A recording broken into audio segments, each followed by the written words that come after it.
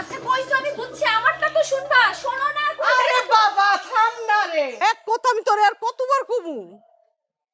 আমি কিছু বুঝতে চাই না, আমি যেটা বুঝতেছি তোমরা আসলে কেউ আমার ভালো চাও না। আরে মা রে, শোন মা, শোন শোন, আর কেউ চাউক না চাউক, আমি তোর মা, আমি তোর ভালো চাই। আমি চাই যে আমার মাইয়া পড়াশোনা করে মানুষের মতো মানুষ হোক, আমি চাই। তাহলে নয়ন ভাইয়ের কাছে পড়তে দিতে চাইতেছো না কেন? আল্লাহ আল্লাহ আল্লাহ, এক কথার উত্তর আমি আর তোরে কতবার দেব? শোন, মাথাটা ঠান্ডা করে শোন, তোর দাদি চায় না, তোর বাপে চায় না, আমি একা কি করুম তুই ক। কেন তারা রাজি না? নয়ন ভাই বাবার দাদির কি ক্ষতি করছে? আমি জানি না। কেন জানো না তুমি? আমি কইলাম তো আমি জানি না। তাই শোন, আপাতত নয়নের কাছে পড়ার ব্যাপারটা মুখে আনিস না মা। কেন? শোন মা, আমার কথাটা মনোযোগ দিয়া শোন। চায়ের দোকানদার গুগল মরছে না, এই নিয়ে তোর বাপে আছে মহা ঝামেলায়। আজমল চেয়ারম্যান ওই খুনের দায় তোর বাপের কান্দে চাপানোর চেষ্টা করতেছে। আর এই নিয়ে তো ওই পাড়া মহা গ্যাঞ্জামের মধ্যে আছে, গরম হইয়া আছে। অহন আসলে তোর দাদি বাপ শুধু না, আমিও চাই না তুই এখন ওইখানে যা। ও, তার মানে আমি পলিটিক্সের শিকার। শোনো মা, এই পলিটিক্সের জন্য না, এইসব নোংরা পলিটিক্স যেগুলো হইতাছে এগুলোর জন্য আমাদের মতো ছাত্রছাত্রীর জীবনটা নষ্ট হয়ে যায়। আরে আল্লাহ, এখন আমি এই সব ব্যাপারে কি করতে পারি তুই ক। তোমার এইসব নিয়ে কিছু করতে হইব না, সারাদিন কাজের মহিলার মতো বাড়িতে কাজ করো, যাও। ও, কাজের মহিলা লান কাজ করে যা, সেটাই যদি তুই দেখোস তাহলে মায়ের সাথে তো একটু কাজে হাতটা দিতে পারোস নাকি? অসম্ভব। পারলে নয়ন ভাইয়ের কাছে পড়ানোর ব্যবস্থা করো আমার। ইভা, ইভা তোর দোহাই লাগে, ভুইলা যাস না যে তোর দাদির অপমানের দাগ কিন্তু অহনো শুকায় নাই। সকল সময় এই মানুষটা কেমন যেন মন মরা হয়ে থাকে। সে যেহেতু নয়নের নামটা শুনতে পারে না, তাই তোর ভালোর জন্যই বলতেছি, হ্যাঁ সামনে তুই নয়নের নামটা মুখে আনিস না মা, আল্লাহ দোহাই লাগে। কথা শোন।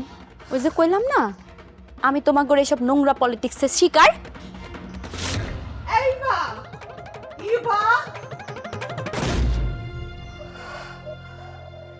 আমিও তো তোর দলেই আছি রে মা, কোন দিকে যাই, এদিক না ওদিক।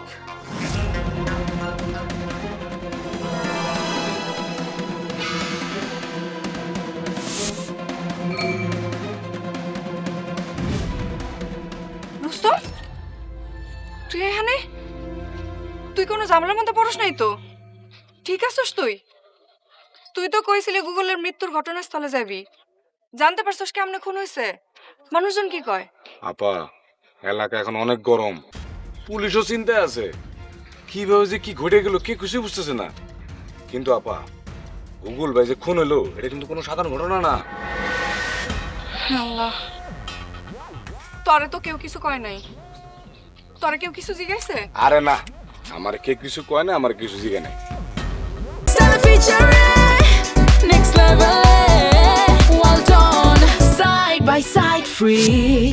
কিন্তু একটা জিনিস বুঝলাম, পুলিশ এই খুনের সুরাহা না হওয়া পর্যন্ত গ্রাম পুরো অস্থির থাকবো। সবার চোখে চোখে সন্দেহ, কে করছে কেউ জানে না। গুগল ভাই প্রথমে নিখোঁজ হইল, এরপর খুনই হয়ে গেল। গ্রামে এগুলা কি হইতাছে কিচ্ছু বুঝতাছি না।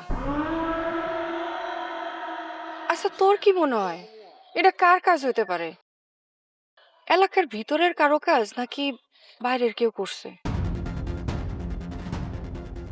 কি হইলো, চুপ করে রইলি কেন রুস্তম?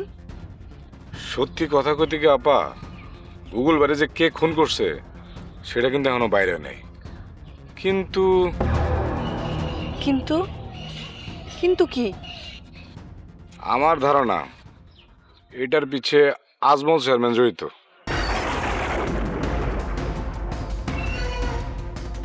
কি কইতাছস তুই?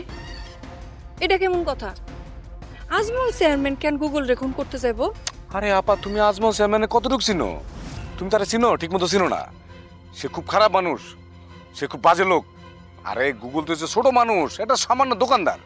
গুগল মিয়া মনে করো যে গোপনে গোপনে তার সব হিসাব নিকাশ চোরা কারবারে যা আছে খারাপ কাজ সব দেখে ফেলাইছে। এর লেগে মনে করো যে গুগল মেয়েরা ফেলাই দিচ্ছে। আল্লাহ, এখন তো অবস্থা আরো খারাপ হইলো।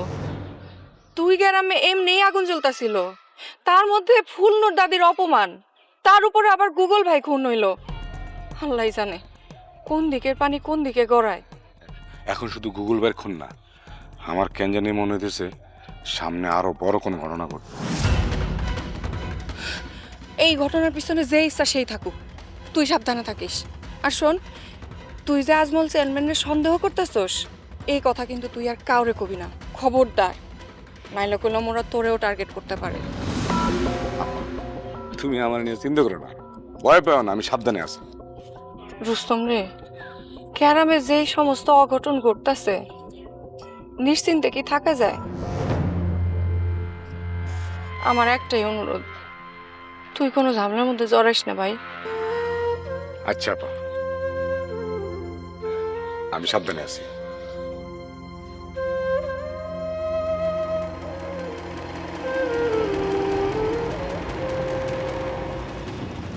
ডরাইলে ডর, না ডরাইলে জয়।